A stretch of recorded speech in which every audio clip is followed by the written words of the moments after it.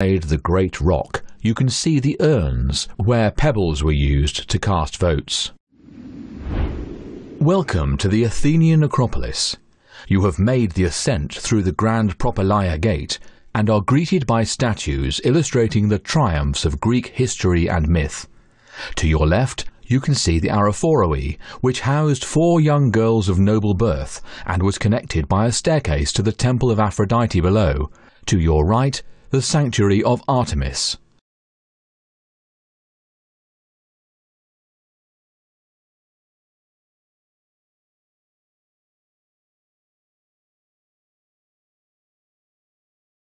The glorious statue of Athena Promarchos, built in shining bronze. On her left arm is draped the impenetrable Aegis, protecting Athens. Depicted on the Aegis is the battle between the erudite Lapiths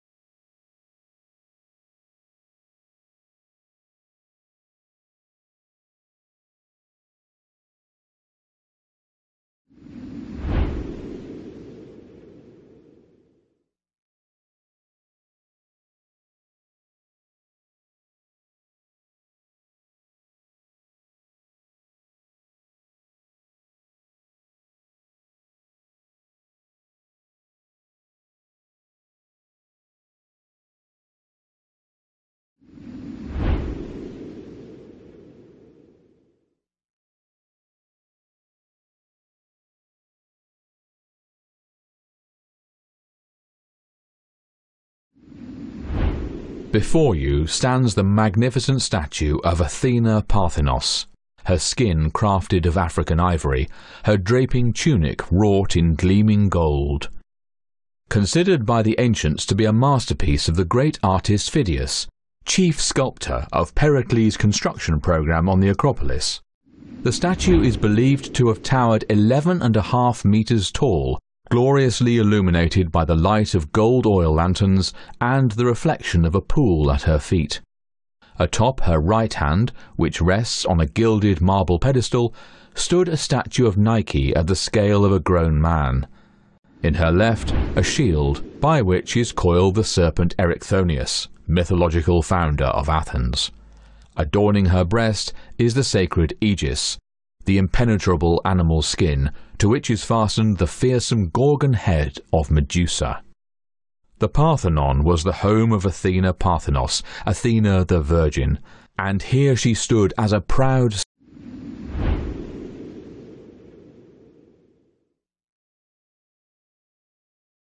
statement of defiance and impenetrability against the Persian threat. Her shield and aegis guaranteed Athens' protection. Her Nike, its victory, and the serpent at her feet, the deadly threat that Athens' connection to its chthonic past provided. Today the statue has long since perished, never to be recovered.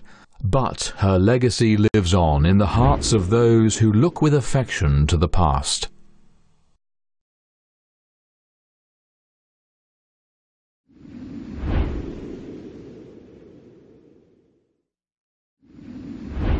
The magnificent Parthenon, one of the greatest artistic achievements of the ancient Greeks and indeed mankind.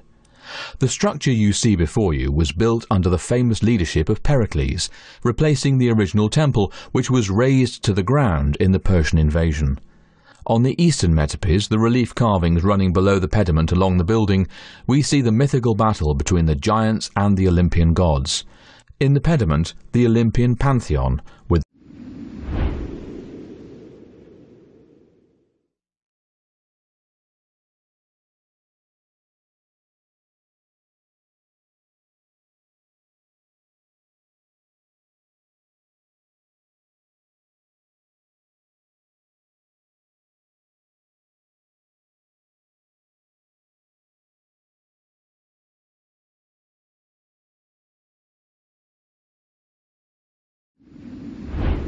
This is the Erechtheion.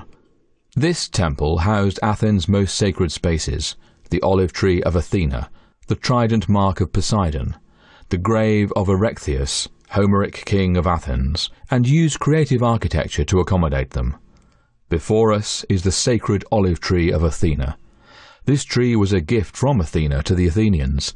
It burst forth from the earth when she plunged her spear. In reverence and gratitude, Athena was made Athens' patron god. Here lies the ruins of the Temple of Athena Polias, Athena of the city.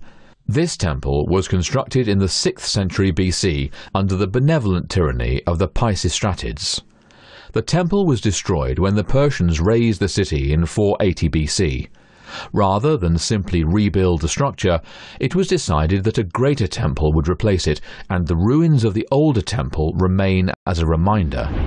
The stairs you see before you lead to the altar of Athena, and the pile of ash behind them are the remains of the burnt victims of sacrifice to the goddess.